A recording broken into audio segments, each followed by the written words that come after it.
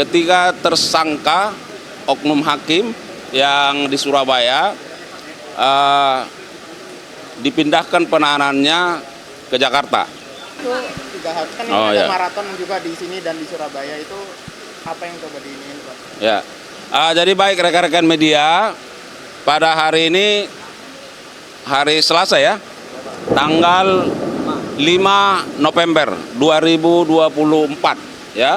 Sejak tadi pagi ketika tersangka oknum hakim yang di Surabaya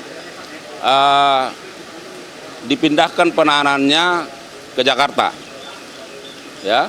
Jadi untuk HK ditahan di KPK, rutan KPK, untuk ED ditahan di rutan Cipinang, dan untuk M ditahan di Kejaksaan Agung. Nah, ketika hakim tersebut dipindahkan, oleh karena penyidik akan melakukan pemeriksaan secara maraton yang bersangkutan kepada tersangka lain. Dan hari ini ketiga tersangka juga dilakukan pemeriksaan sebagai saksi untuk tersangka-tersangka yang lain. Ya. Dan juga dalam rangka efektivitas penyidikan, maka ketiga tersangka tersebut dipindahkan penahanannya ke Jakarta. Itu yang pertama. Yang kedua, bahwa hari ini juga penyidik melakukan pemeriksaan terhadap tersangka ZR. Ya, dalam rangka pemeriksaan lanjutan dan pendalaman terkait dengan peran-peran dari yang bersangkutan ya dalam perkara ini. Dan yang ketiga, kami sampaikan bahwa hari ini juga penyidik melakukan pemeriksaan sebagai saksi di tempat yang berbeda, yaitu di Surabaya, untuk ayah dari RT ya, atau Edward Tanur, itu dilakukan pemeriksaan sebagai saksi di Kejaksaan Tinggi Jawa Timur. Sedangkan untuk RT juga dilakukan pemeriksaan di rutan Medaeng, Surabaya. Dan untuk adiknya, ada juga adiknya satu ya, CT, dilakukan pemeriksaan di Kejaksaan Tinggi Jawa Timur. Nah, semua ini tentu dilakukan oleh penyidik dalam rangka mencari, mengumpulkan bukti-bukti dan membuat terang perkara ini ya. Dan kita tahu bahwa tersangkanya sudah ada, tentu akan dikaitkan dengan bagaimana peran dari para tersangka ini. Nah, sejauh mana para saksi tentu memahami, mengetahui, melihat dan merasakan ya apa yang bisa disampaikan oleh para saksi terkait dengan perannya para tersangka.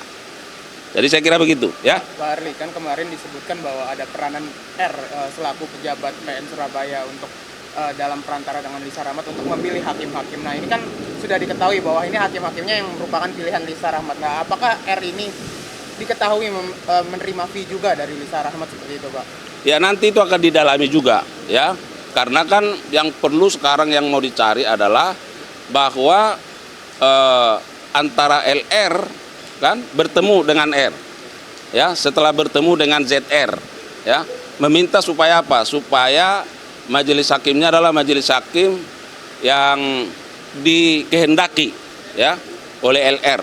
Ya, tentu nanti penyidik melihat apa urgensinya dan perkembangannya seperti apa, nanti kita lihat ya. Pak, R ini di PN Surabaya dia hakim juga atau bagaimana, Pak?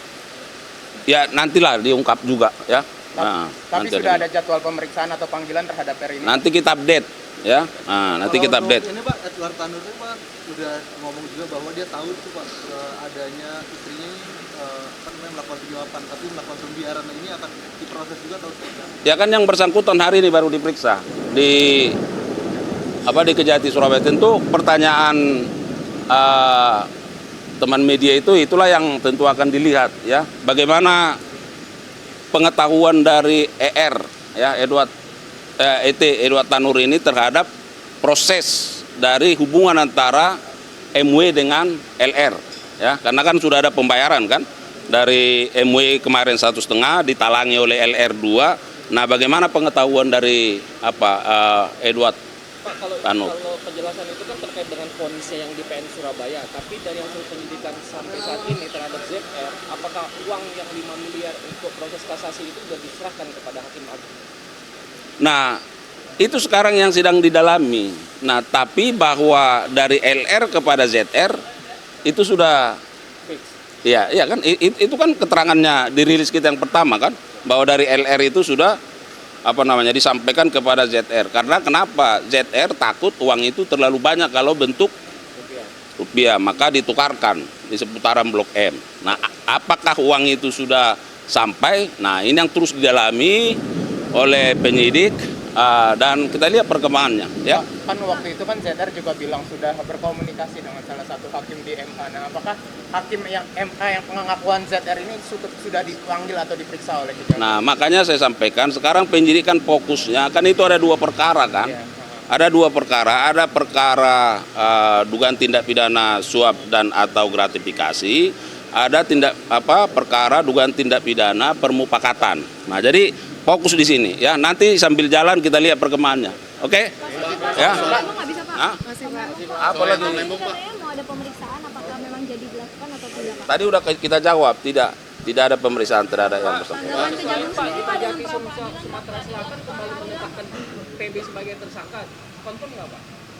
Yang mana? Kejati Sumatera Selatan itu menetapkan kembali PB sebagai tersangka Dirjen Kementerian Perkeretaapian. Oh, nanti kita cek ya, nanti cek. Ya, gimana tadi? terkait pra Ya. peradilan yang diajukan oleh kuasa hukum. Saya sudah sampaikan kemarin bahwa itu adalah haknya tersangka dan itu dijamin menurut hukum acara. Ya, jadi kalau itu langkah itu yang ditempuh silakan, ya. Pak Harli, Nah, kuasa hukumnya mempertanyakan soal data yang dipakai sama Kejaksaan Agung, data surplus yang dinyatakan di tahun 2015 itu. Jadi data apa yang dipakai? Itu substansi, Mas. Ya, itu substansi. Jadi nanti kita perdebatkan substansinya, apakah ya kalau di Prapit terkait prosedurnya, nanti kalau di pengadilan terkait dengan materi perkaranya, ya. Kapan Pak pemeriksaannya dijadwalkan kembali Pak? Nanti kita cek, ya. Pak, klaim lainnya mempertanyakan soal penyelidikannya dimulainya kapan? Kalau dari kuasa hukum bilangnya langsung penyidikan, nggak ada penyelidikan yang dilakukan. Nah, ya, makanya kita lihat nanti kan tadi katanya mau mengajukan Prapit kan. Nah, semua akan terbuka. Ya, saya kira begitu ya. Makasih ya. Makasih.